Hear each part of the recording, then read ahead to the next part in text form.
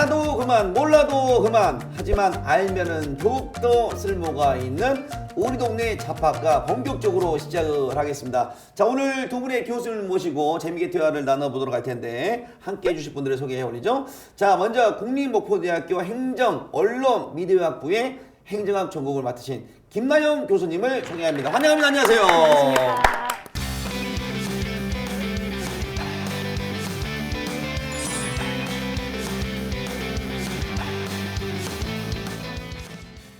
자, 다음으로는 국립목포대학교 글로벌 커뮤니케이션 학부의 1어 일문학 전공 권성 교수님을 모셨습니다. 환영합니다. 안녕하세요.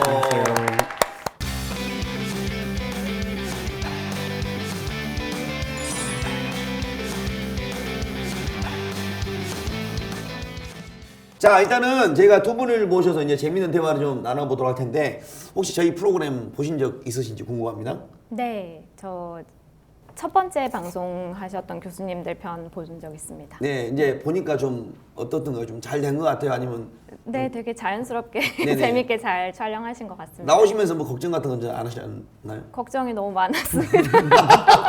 사실 방송 촬영이 처음이어가지고. 네네네. 네. 우리 굉장히 그 교수님 같은 경우 이제 일본 문화, 네. 뭐 일본 쪽을 통틀어서 이제 전문가신데 오늘 여기 나오시면서 이제 공부를 좀 하셨는지 궁금합니다. 공부를 열심히 하려고는 네. 했습니다. 네. 그래서 그게 잘 입으로 나올지가 지금 긴장이 돼서. 네. 자, 그러면은 긴장을 좀 풀어드릴게요. 카메라 보시고 이제 제가 우리 알면은 좋고 몰라도 이제 그만인 이런 주제를 갖고 있잖아요. 카메라 보시고 일본어로 우리 자기 소개 좀 부탁을 좀 드리도록 하겠습니다. 네. はじめまして、私は、国立木工大学のコンソンと申します。知ってもいい、知らなくてもいい、しかし知っておくと役に立つ知識。 아리가또. どうも。 우리 교수님께서 좀 해석을 좀 해주시죠. 저는 잘 못 알아보는데. 그대로입니다. 네. 국립목포대학교밖에 안 들렸거든요. 교수님 그러면 이제 학과 소개는 정확하게 한번 해줘야 될 것 같아요. 어떤? 학과인지. 저희 학과가 이제 지금 이제 1어 일문학과도 있고 1어 일문학 전공에서 학부로 돼 있긴 한데 저희가 이제 어학을 기초로 공부하면서 네. 1학년 때 기초를 다지고 2, 3, 4학년 올라가면서 일본 문학 또는 문화에 대해서 심도 있게 공부를 합니다. 그래서 단순한 그런 소설부터 뭐 그런 것들을 더 넘어서서 실제 일본인들이 그런 어떤 사고 방식을 가지고 말을 하며 어떤 생활을 하고 있고 사람들 대할 때는 어떻게 대하고 일본에서 특히 이제 뭐 기업 문화라든가 사회 생활 문화들 이런 것들을 학생들에게 좀 실질적인 거를 많이 가르치고 있어서 일본 문화 전문가를 좀 양성하는 게 저희 학교의 목표로 있습니다. 이제 실은 이제 일본 전문가 그러니까 제가 물어볼 게 되게 많이 있는 그런 느낌이네요. 왜냐면 일본에 관심이 좀 많다 보니까. 네. 자, 우리 반대로 이제 김나영 교수님 학과 소개 좀 부탁을 드려볼까요? 네, 저는 이제 행정학 전공을 하고 있고요. 사실 이제 1학년에 들어오면은 행정 언론 미디어 학부로 입학을 하게 됩니다. 그래서 이제 1학년 때는 그런 다양한 전공 탐색 과정을 거치고요. 이제 2학년에 올라오면서 전공을 선택하게 되는데요. 이제 행정학 전공이냐 아니면은 정치 언론 미디어 전공이냐를 네. 이제 선택해서 올라가게 되는데 네네. 이제 행정학 같은 경우는 이제 뭐 창의성과 전문성을 갖춘 공공 인재를 양성한다라는 목표를 가지고 이제 공직에 입문하는 학생들 혹은 공공기관이나 뭐 기타 사기업에 입사하는 학생들에게 어떤 행정 관리 역량이라든지 거기에 관련된 전문 지식이나 이제 이런 것들을 전달하고 이제 그런 데로부터 좀 필요한 그런 전문 인력들을 양성하고자 하는 과입니다. 함께 할수록 똑똑해지는 시간입니다. 잡학과 본격적으로 시작을 해보겠습니다. 자, 오늘의 주제는 상당히 저희 작가가 힘도 있게 잘 뽑아냈다라고 좀 생각하거든요. 1 플러스 1은 0.7이다. 혹시 요거는 우리 작가실은 이제 머릿속에서 나올 법한 그런 내용은 또 긴 것 같기도 하고 아닌 것 같기도 하고 그러는데 두 분하고 좀 이야기 나눴잖아요, 작가분께서. 이거 혹시 잠깐 이야기 들은 적이 좀 있으신가요? 1 플러스 1은 0.7이다. 예. 네, 네. 그 아이디어를 혹시 뭐 교수님 주셨나요? 아이디어를 드렸다기보다는 제가 지금 진행하고 있는 논문이 예. 출산율 관련한 논문이어가지고요. 네, 그렇게 해서 정해진 것 같습니다. 그러면은 우리 작가분께서는 창의적으로 만들어낸 거 아니고 우리 교수님과 다시 빌려다가 붙여놓은 상황이 됐네요.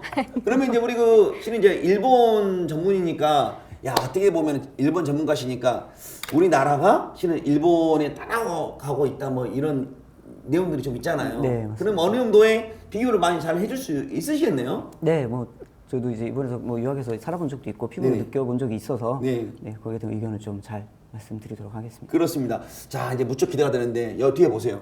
오늘의 주제는 1 플러스 1은 0.7이다. 어떻게 보면 이제 1 플러스 1은 2가 돼야 됩니다.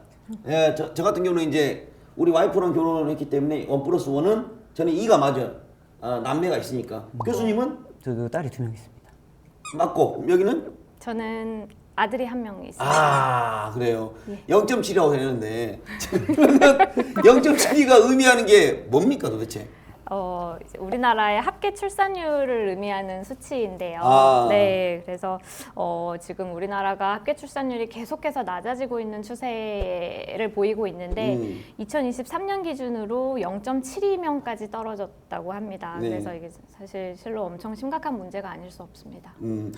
어떻게 본다면은 심각한 어쨌든 나라의 위기 상황일 수도 있잖아요. 그렇죠. 저출산 문제가. 그러면은 반대로 저도 지금 겪고 있는 게 어제 깜짝 놀랐어요. 저희 딸이 초등학교 3학년인데 반이 4반밖에 안 되는데 수명이 안 된다는 소리 듣고 깜짝 놀랐어요. 대도시거든에도 불구하고 반 아이가 수명이 안 된다는 거예요. 저도 좀 상당히 좀 충격을 좀 받았었는데 나름대로 이 몸소 그런 것들 좀 느끼고 계신지 좀 궁금합니다. 네, 사실 이제 제가 이것도 TMI 너무 개인적인 얘기일 네네네. 수도 있는데요. 저는 결혼한 지 11년 만에 아이를 출산했어요. 아. 그래서 이제 아이가 없던 그 10년 동안에도 사실 뭐 이렇게 왜 아이 안 갖냐 이런 말을 많이 들을 법도 한데 네네. 그런 질문을 하시는 분들이 그렇게 많지 않더라고요. 오. 그래서 워낙 딩크족도 많고 뭐 그래서 그렇지 않나 싶기도 하고요. 네네. 또 이제 아기를 낳아서 밖에 데리고 나가 보면 어르신들이 요새 아기 구경하기도 힘든데 진짜 잘했다 이런 얘기들을 심심치 않게 듣거든요. 그래서 그런 측면에서 봤을 때도 지금 저출산 문제가 상당히 이렇게 고착화되고 심각한 문제이지 않을까 싶은 생각이 듭니다. 이 말씀처럼 사회적인 분위기가 네. 아기를 낳지 않아도 주위에서 크게 뭐 신경 안 쓰는 그런 분위기가 돼버리니까 더욱더 이제 저출산이 또 되는 부분도 없지 않아 있을 것 같고 네. 반대로 이제 일본 전문가이신 우리 권성 교수님 같은 경우는 이 부분에 좀 어떻게 생각하는지 궁금합니다. 네, 이게 뭐 사실 일본도 그런 그러니까 소자화 현상이라고 일본에서 이제 먼저 얘기를 하는데 저출산인데 이게 1990년대부터 해서 계속 이제 이런 것들을 대책을 세우고 했는데 작년까지 거의 대략 제가 알기로는 기준으로 했을 때 0.99명으로 알고 있습니다. 그래서 이게 한국보다 뭐 비슷한 수치일 수도 있겠지만 네네. 한국이 갑작스럽게 너무 급속도로 이렇게 많이 저출산이 되지 않았나 싶은데 이제 뭐 한 일본 사회랑 많이 비슷한 점도 있긴 한데 네. 제가 생각에는 예전에 보면 이제 뭐 아이를 낳고 사는 것 자체가 하나의 인생의 그냥 하나의 덕목이고 그런 게 자연스럽고 그죠. 당연하다라는 게 이루어졌는데 그만큼 현 시대는 아이가 없어도 즐기건 할 수 있는 것들이 엄청 많아요. 발생해 봤습니다. 그 예. 즐기는 게 본인의 직업이 됐든 또는 뭐 밖에 나가서 정말 여행이 됐든 뭐가 됐든 이러다 보니까 굳이 아이를 내가 낳아야 될까? 이렇게 생각을 하는 젊은 이제 층들이 많이 발생해서 네네. 조금씩 이제 출산이 낮아진 게 아닐까. 그럼 이제 일본의 출산율은 좀 어떻게 좀 변화가 있는지 좀. 일본도 지금 계속 이번 연도까지가 0.99, 그러니까 최근 조사가 0.99명으로 예. 돼서 앞으로 추이도 이미 더 줄어들 거라고는 보고는 있습니다. 사실.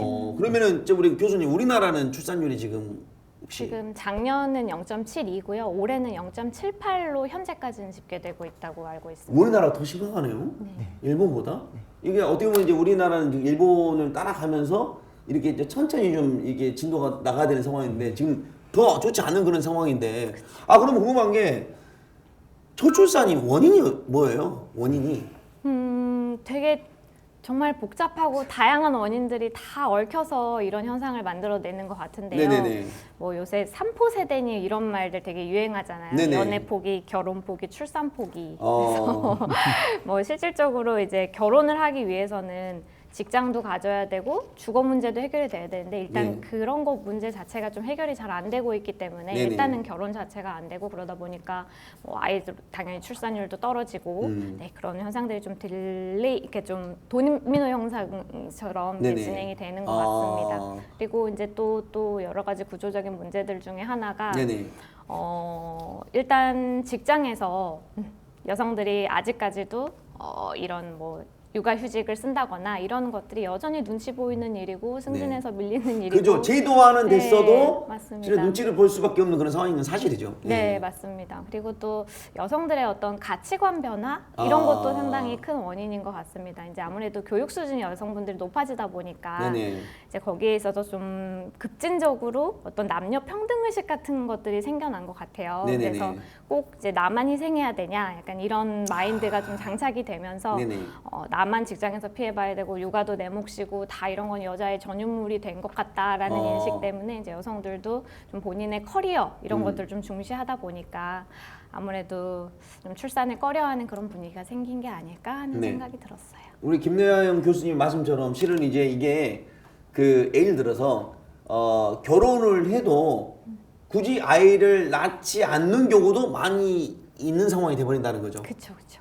불편함이 없으니까. 없으니까 예. 아, 그리고 뭔가 아이를 가지면 내 인생이 없어진다 이런 마인드가 주변에서도 예. 굉장히 많은 것 같아요. 그렇군요. 네. 자, 반대로 이제 권성 교수님, 그 일본에서는 이 저출산의 원인을 좀 어떻게 해석을 하고 있는지 궁금합니다. 대부분 한국이랑 거의 비슷하게 보고 있습니다. 보고 있는데 뭐 여러 이제 뭐 미디어나 아니면 제 개인적인 의견에 따라서는 네. 지금 한국 같은 경우는 글쎄요, 뭐 아이를 낳지 말까 볼까 하는데 일본은 그 근본적인 우선 결혼부터 내가 결혼을 왜 해야 될까 이런 생각하는 사람들이 많아지는데 당연히 일본도 이제 좀 이제 여성에 대한 결혼 생활에 있어서 많이 여성들이 좀 많이 희생을 하고 이런 이제 가정 문화가 있다 보니까 네. 여성들이 회피하는 현상이 발생했다가 점점 이제 남성들도 내가 왜 결혼을 해서 와이프의 눈치를 보고 살아야 되는가 내가 내 돈을 마음대로 쓰지 못하고 예. 커튼을 하나 바꾸고 싶은데 내가 원하는 색깔로 바꾸지 못한다 그래서 나는 굳이 결혼을 하지 않겠다 아예 결혼부터가 지금 성립이 안 되는 경우가 발생을 하고 있는 것 같습니다. 왜 나만 자전거를 비벼야 되냐? 나도 뒤에 타고 싶다. 이제 그런 이야기를 똑같은 일본하고 한국은 약간 그런 것도 좀 비슷하네요 보니까. 약간 비슷하긴 합니다. 아니 지금 문화 궁금한 게 지금 한국 같은 경우는 이제 요즘에 좀 많이 바뀌어 있어요 문화가. 해서 설거지는 남편이 하고 뭐 이제 정해져 있잖아요. 네. 뭐 분리수거는 남편이 하고 뭐 그런 기준들이 있잖아요. 일본은 그게 좀 어떻게 돼 있어요 보통? 일본은 오히려 그러니까 결혼을 이루어지게 되면은 가정에서 남성들의 역할이 꽤 많이 있습니다. 물론 이제 일부 이제 뭐 좀 이렇게 많이 안 하시는 남성분도 계시겠지만 네네. 뭐 젊은 부부들은 항상 같이 뭐 쓰레기든 뭐든 분리수거는 당연히 같이. 나눠서 하고 뭐 하고 보면 하고 이런 식으로 돼 있는데 문제는 이제 결혼한 가정이 그런 거고 네네. 결혼하지 않았을 때 연애에 대해서부터가 우선은 연애를 하기 좀 꺼려하거나 혼자 있는 시간을 되게 편하게 예, 그죠. 생각도 하고 예. 남을 신경 쓰는 것들을 좀 불편한 경우도 있기 때문에 네네. 그런 경우도 발생을 하고 있다고는 보고 있습니다. 엊그저께 저희 와이프가 저만 빼고 이제 우리 아이들을 데리고 놀러 갔어요. 근데 저한테 가면서 하는 말이 절대로 집에서 밥을 먹지 말라는 거예요. 그래서 왜 집에서 먹지 마 그랬더니 쓰레기가 나오지 않냐. 밖에서 먹어라라고 이야기 좀 하더라고요. 그래서 내가 이건 남자 역할이 이제 나름대로 좀 생각하게 됐는데 아니 우리 교수님 같은 경우는 집에서 그러면은 그 이제 부부 생활을 하면서 예. 결혼하면서 살고 계시는데 예. 이런 그 역할 분담을 하고 계신가요? 네, 역할을 사실 저를 조금 이렇게 제가 요리는 좀 타고날 정도로 하지 못합니다. 타고나서 잘 못하는데 예. 그 이외의 거 설거지부터 청소 모든 걸 다 하겠다. 어. 네, 그래서 맡겨만 자라. 이거 주고 다 하겠다 하는데 그것 또한 제 와이프의 이제 그런 뭐 부엌의 패턴이 있겠죠. 언제쯤 하고 싶을 때 있는데 제가 무작정 가서 지금 내가 설거지 할게 그러면은 예. 아니야 지금 하지 마. 할 때가 아니야. 그래서 그 눈치를 보면서 계속 언제 할까 말까 하다가 본인이 그냥 시간이 되면 할 때도 있고 내가 해야 되는데 예. 못했다 그래서 결과적으로는 하려고 해도 아무래도 예. 저도 좀 제가 많이 못하고 있는 게 있지 하는 않나. 것도 눈치를 봐야 된다 남자는 생각이. 하는 것도 눈치를 봐야 돼요. 예. 아니, 반대로 우리 김나희 교수님 같은 경우도 왜냐하면 이런 것들이 전부 다 저출산에 그 원인이 있다고 생각을 해야 되니까 저희가 맞습니다. 이런 역할 분담을 하고 지내시는 편이신가요? 네, 집안에는? 저도 사실 요리 빼고는 나머지 뭐 분리수거, 설거지, 그쪽에서? 청소는 다 남편이 하고 있는 편입니다. 아. 대신 저는 육아를 또 많이 부담을 하고 있지 않습니다. 근데 말씀처럼 이렇게 시는 이런 것들이 서로 집안에서는 일단은 문제는 없다고 보거든요. 근데 이제 원인이 어디에 있을까라는 고민 한번 해볼게요. 그러면 우리나라의 40시간 노동시간이 저출산과 관련이 있다고 생각하십니까, 교수님께서는? 네, 당연히 관련이 있다고 어, 생각합니다. 예. 왜냐하면 이제 노동 시간이 길어짐에 따라서 일과 가정의 양립 자체가 이제 어려워지는 현상이 발생을 하는 것 같아요. 아. 네, 그래서 아무래도 이제 노동을 길게 하다 보면은 여기에 이제 여성분들 같은 경우는 뭐 가사도 해야 되고 육아도 해야 되고 이런 부담감이 있는데 네네. 그러니까 직장에서 일을 많이 하고 오면은 이제 거기에 쏟을 어떤 에너지라든지 이런 게 좀 현저히 떨어지는 거죠. 아무래도. 네, 그러다 보면은 아기를 그냥 낳는 걸 좀 딜레이 시킨다거나 아니면 포기한다거나 이제 이런 현상이 발생해서 저출산에도 또 연결이 된다고 생각하고요. 그리고 또 이제 실제적으로 이제 정부에서 이렇게 지원하고 있는 많은 대책들도 보면 네네. 뭐 노동 시간을 단축하는 그런 제도들이 또 많이 진행이 되고 있어요. 아 맞아요. 예. 네, 뭐 금요일 날 네. 뭐라고죠? 어찌 뭐냐? 단축근무제. 5일 근무가 아니라 4일 근무? 사일근무제. 네, 사일근무제가 사실은 이제 공직이 이렇게 활성화되고 있지는 않지만 네네. 이제 그거 말고도 좀 이제 활성화되고 있는 제도 중에서 뭐 유연 근무제, 유연 탄력 근무제. 근무제, 네, 예. 그런 것도 있고 뭐 노동 시간을 단축해서 이제 할 수 있도록 청구하는 그런 권한들이 또 많이 제공이 되고 있는 상황입니다. 네네. 그래서 이런 것들이 다 노동 시간이랑 저출산이 연관이 있다고 생각해서 나온 대책들이지 않을까 싶습니다. 최근에 그 책에서 발췌한 내용이 있는데 이 내용이 상당히 좀 신도가 있습니다. 저희가 잠깐 소개해 드릴게요. 자, 일본 저출산 대책은 왜 실패를 했는가라는 그런 주제인데 이 한 대목을 좀 읽어드리겠습니다. 서구 국가의 페미니즘, 남녀 평등 의식이 일본으로 전파되었지만 사실 이러한 사상은 그들의 가치관과 맞지 않았기 때문에 서구형 저출산 대책이 효과가 없었던 것이다. 저자는 자녀를 양육하는 것을 자신의 성장기라는 사용 가치로 여기는 서구 국가와는 달리 일본과 같은 동아시아 국가는 자녀가 사회로부터 어떻게 평가되는지, 즉 양육의 결과를 시장 가치로 보고 있다고 주장한다. 그렇기 때문에 자녀가 성인이 된 후에도 고액의 양육 비용을 감당해야 하며 이것이 곧 출산을 하지 않는 선택으로 이어진다고 보고 있다라는 요 내용이 그 좀 있는데 이에 관련돼서 우리 교수님 좀 어떻게 생각하시는가요?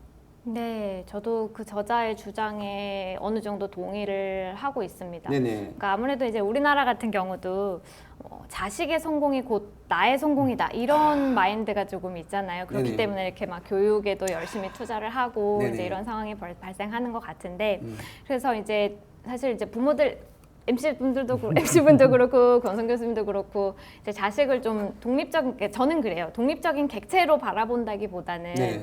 뭐 약간 나의 소유물이라는 생각을 어느 정도는 하고 있는 것 같아요. 그렇죠. 예, 그렇게 후계자죠, 후계자. 네, 그래서 이제 이 아이를 이제 잘 양육을 해야 되고 뭐 하나부터 열까지 다 뒷바라지를 해야 되겠다라는 생각을 부모들이 많이 하고 계신 것 같아요. 네네네. 네, 그렇기 때문에 이제 어느 정도 이제 이 저자가 하신 말씀에 좀 동의하는 바고요. 그렇기 때문에 이제 뭐 이렇게 되게 지금 교육 경쟁이나 이런 학벌 경쟁 이런 게 굉장히 만연해 있는 사회잖아요. 네네. 그래서 이런 상황에서 아이들을 키워내야 된다는 이제 그런 것들 때문에 내가 이 아이를 이렇게 불행하게 만드는 건 아닌가 하는 생각 때문에도 아기를 안 낳는 친구도 있습니다. 사실. 저하고 약간 생각이 좀 다르면서도 결국에는 똑같은 방향을 바라보게 되는 게 저는 뭐냐면 우리 아이한테 우리 와이프는 엄청나게 아이한테 학원을 많이 보내요. 2개, 3개씩 보낸단 말이에요. 초등학생인데 하지 마라. 필요 없다. 옛날 방식에 상호방에서 가고 있어. 그냥 그 중고등 가서 자기 하고 싶은 걸 시키면 된다. 이제 이렇게 하는데 야 그러면 지금 3개니까 너 2개는 안 다닌다. 1개만 다녀. 그러면 아이가 뭐라고 하냐면 나 그거 하고 싶은데 라고 일을 해. 내가 그거 배우고 싶은데 왜 아빠가 갈 길을 막느냐. 그러면 안 해줄 수가 없는 거야 이거를. 이게 결국에는 방향이 같아지는 상황이 되더라고요. 예. 그렇죠. 저를 좀 위로해 주세요. 저를 위로해 주시고. 예? 반대로 교수님은 이 관련된 그 책 관련 내용을 좀 어떻게 좀 생각하시는지. 네, 저도 뭐 당연히 느끼는 거긴 한데요. 저도 이제 자식들을 교육을 시키면서 조금 더 좋은 교육, 좋은 게 있으면. 근데 요즘 옛날에는 그냥 뭐 좋은 학원 보내고 좋은 거 뭐 좀 있고 그런 게 많진 않았다고 치면은 지금은 엄청난 그런 상품들이 많이 나오고 있기 때문에 뭐 교육에 대한 여러 가지 뭐 오프라인이든 온라인이든 상품이 많이 나오고 있어서 이걸 어디까지 시켜야 될지 또는 다른 사람들이 이런 시킬 때 얘기 들으면은 저게 정말 좋은 건가? 저걸 더 시켜야 되나? 라는 것도 생각은 들긴 합니다. 들어서 실례로 아까 말씀드린 이제 일본에 있는 제 친구 중에 한 명이 아이를 낳았는데 둘째를 낳을까 말까 하는데 한 명에서만 낳겠다. 이유를 물어보니까 한 명을 되게 좋게 키우고 싶다. 아, 라고 얘기를 하더라고요. 한 그래서 명을? 유치원은 동네에 있는 유치원은 그냥 유치원 버스에 가서 가도 되는데 네. 매일같이 자기 자전거로 2-30분씩을 매일같이 그 아이를 데려다주고 다시 데려오고 이걸 했다고 얘기를 들었어요. 그래서 예.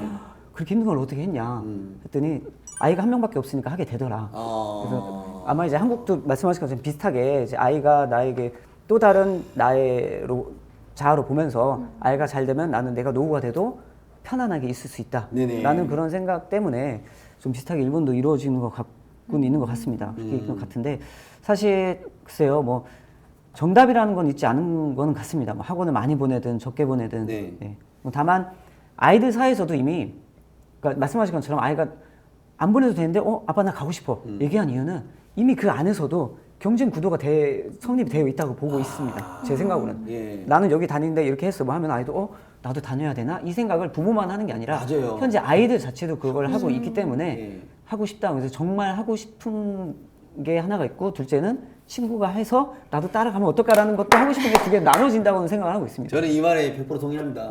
예.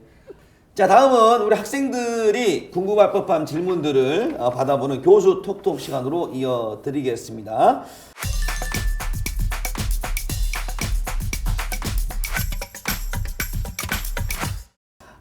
우리 학생들이 질문들이 이제 많이 저한테 보내주셨거든요. 그 중에 한 개를 질문을 한번 드려보겠습니다. 자, 먼저 김나희 교수님께 좀 질문 좀 드리도록 할 텐데, 행정학과 학생들은 공무원 시험을 준비를 병행을 한다고 하는데, 행정학 전공을 하는 것과 고등학교 졸업 후에 바로 공시를 준비하는 것, 어떤 것들이 장단점이 있는지 궁금하네요. 이제 아무래도 행정학 전공을 하고 나서 공시를 준비하는 것이 저는 훨씬 유리하다고 생각합니다. 그렇게 생각하는 이유는 이제 저희 학과를 사례로 들어서 말씀을 드려볼게요. 그러니까 저희가 이제 제공하고 있는 교과목들 중에서 공무원 시험에 필요한 과목들을 일단 기본적으로 전부 제공을 하고 있고요. 이제 거기에 더해서 좀 더 확장된 그런 행정학 지식, 관련 지식들을 더 심도 있게 배울 수 있는 그런 과목들도 많이 지금 포진이 되어 있거든요. 네네. 그렇다 보니까 일단 이런 수업들을 들음으로써 체계를 일단 갖추고 그 다음에 이제 거기에다가 본인들의 어떤 지식들을 쌓아가면서 공무원 시험 준비를 하는 게 훨씬 유리하다고 보고요. 네네. 그리고 이제 또 학과 생활을 하면서 뭐 여러 가지 프로젝트라든지 팀 프로젝트라든지 뭐 과제, 다양한 과제 이런 것들에 맞아요. 또 참여를 하면서 또 이제 실질적으로 공직 생활에 입문해서 필요로 하는 그런 여러 가지 스킬이라든지 뭐 업무 능력이라든지 이런 것들의 향상을 도와줄 수 있는 또 교과목들이 많이 있거든요. 네네. 그래서 그런 것들을 병행해서 좀 더 심도 있고 체계적인 교육을 받는 게 아무래도 합격률을 올릴 수 있는 길이라고 생각하고요. 이제 그런 거 없이 그냥 배경 지식 없이 본인이 그냥 이렇게 독학으로 공부를 한다거나 뭐 동영상 강의를 시청해서 공부를 한다거나 네네. 하는 것보다도 아무래도 이제 이렇게 배경 지식을 쌓은 상태에서 공부를 하면 좀 더 심도 있게 네. 뭐 이런 것들을 좀 다질 수 있지 않을까. 네, 그래서 그냥 고등학교 졸업하고 바로 공시를 준비하는 거는 굉장히 좀 힘들지 않을까. 근데 뭐 본인이 엄청 열심히 공부를 하면 네. 시간을 단축시켜서 빨리 합격할 수도 있겠죠. 근데 단점은 그러니까 장점이라고 하면 그거 하나인 것 같습니다. 결국에는 이제 답은 없는데 중요한 것은 또 고등학교 졸업해서 바로 합격을 해도 네. 지금 조직 생활을 해야 되잖아요. 맞습니다. 조직 생활을 해야 되기 때문에 선배들의 그런 문화들도 빨리 좀 익혀야 되는데 대학교가 있어야 되는 그런 상황이 될 것 같아요. 네, 맞습니다. 이거 뭐 예를 들어서 뭐 이런 거 있잖아요. 저기 그 부장님 저는 오늘 회식에 빠집니다. 이렇게 하면 이제 조직이 와해가 될 수 있는 상황이 될 수 있으니까. 예. 자, 반대로 또 질문입니다. 우리 권석 교수님에게 질문 좀 드릴게요. 일어일문학과 전공 시 어떤 분야로 진출을 할 수 있을까요? 하는 그런 질문이 되겠습니다. 네. 뭐 저도 이제 실제로 많이 받는 질문이기도 하긴 한데요. 네. 이제 일본어를 공부하고 일본 문학을 공부하게 되면은 꼭 이제 학생들이 생각하는 게 일본어만 관련된 걸 해야 되나? 번역가를 해야 되나? 맞아요. 네. 뭐 소설가가 돼야 되나? 이렇게 알고 있는데 우선은 상당히 폭은 넓습니다. 폭은 넓어서 일반 기업에서도 뭐 일본과 관련된 기업들과 좀 이제 무역을 하고 있다거나 하는 기업들이 있으면은 충분히 일본어의 뭐 자격증도 따고 일본 문화를 공부해서 일반 기업에도 뭐 진출을 해서 할 수도 있고요. 네네. 뭐 관련된 것들은 더 이제 많은 게 이제 뭐 교육직에도 일본어를 가르친다거나 네. 그런 것도 있고 그다음에 뭐 문화에 관련된 모든 일들입니다. 문화 코디네이터부터 해서 네. 뭐 여행에 관련된 것들도 있게 되겠고요. 그 다음에는 뭐 아마 요즘 학생들이 제가 좀 많이 듣는데 번역가를 희망하는 학생들이 좀 많이 아, 일본 번역? 많이. 근데 예전에는 번역하면은 단순히 책만 번역하고 이랬는데 요즘은 유튜브도 하다 보니까 동영상 번역부터 해서 그러니까 이제는 그 전문적인 뭐 의료라든가 이런 테크라이터라든가 이런 것부터 해서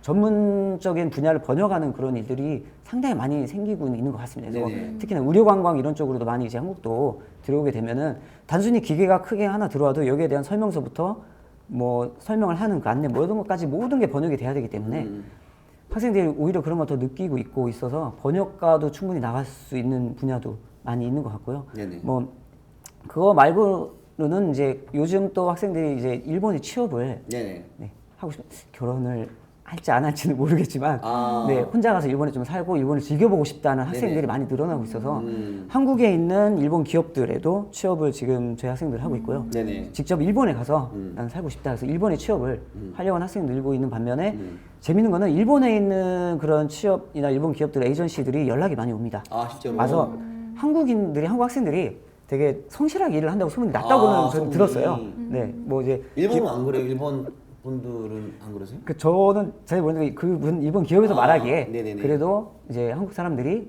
많이 성실하게 일을 한다 학생들이 그래서 정말 왔으면 좋겠다. 그래서 초반기에는 이제 뭐 호텔이라든가 이런 이제 로비나 이런 데서 일했다가 이제는 뭐 IT업 분야에서 일반 기업에서도 많이 채용을 하려고 아, 핵심 이야기에서? 네 계속 공고를 내고 있습니다. 내고 있어서 제가 얼마 전까지 받은 제 자료에만 있어서도 더 질문하고 싶은 마음은 많은데 예를 들어서 뭐 여기서 뭐 올겨울 그 뭐냐 일본 여행지를 보게다가 예나가 저렴한데 지금 투자를 해야겠느냐 뭐 이런 거 좀 질문 좀 해두고 싶은데 지금 제가 시간이 많이 없어가지고 예. 자 오늘 두 분의 교수님 모시고 제가 재미있게 좀 대화를 나눠봤습니다. 아 정말 그 어렵지만 왠지 쓸모가 많이 있을 법한 그런 내용들을 좀 많이 담아서 주신 것 같은데 오늘 저희와 좀 대화를 좀 나눠보셨는데 좀 어떠셨어요?